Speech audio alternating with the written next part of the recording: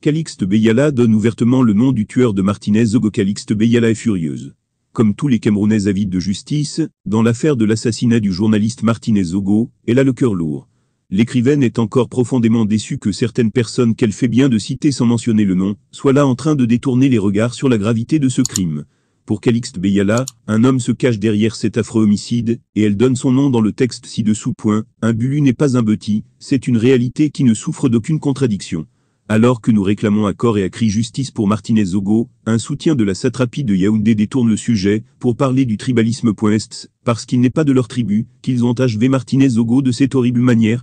La question se pose d'autant que je n'ai vu aucun de ces dangereux professeurs revendiquer justice pour le pauvre Martinez Zogo. Je préfère répondre aux intellectuels de ce nom, pas aux défenseurs des criminels de Yaoundé qui, pour garder le pouvoir, sèment la confusion dans les esprits, en créant un ensemble spirituellement vide, et un concept sociologiquement vide, pour faire la guerre aux autres Camerounais. Voilà, que vous remplissez des pages entières en projetant votre tribalisme qui a fondé cette seconde république sur les autres peuples, sur les vrais intellectuels, qui font bien leur travail d'éveil des consciences. Et c'est mon cas, cher professeur. Vous cherchez à endormir les Camerounais depuis plus de 40 ans. Quelle conscience vous habite?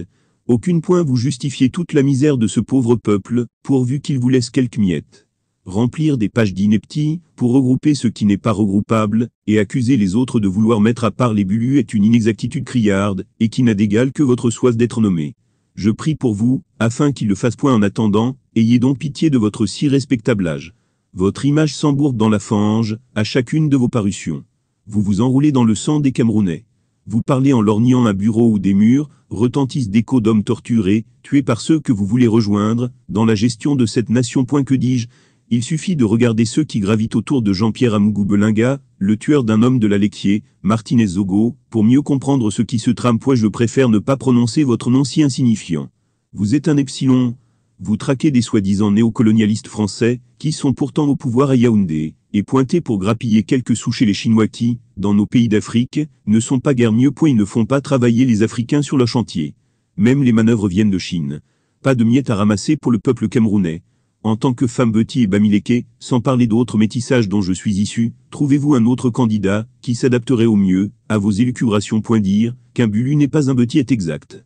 Il ne s'agit pas d'un rejet de l'autre, mais d'une réalité ethnique et ancestrale. Et à ça, toutes vos démonstrations bancales n'y changeront rien. Calixte Beyala a parlé.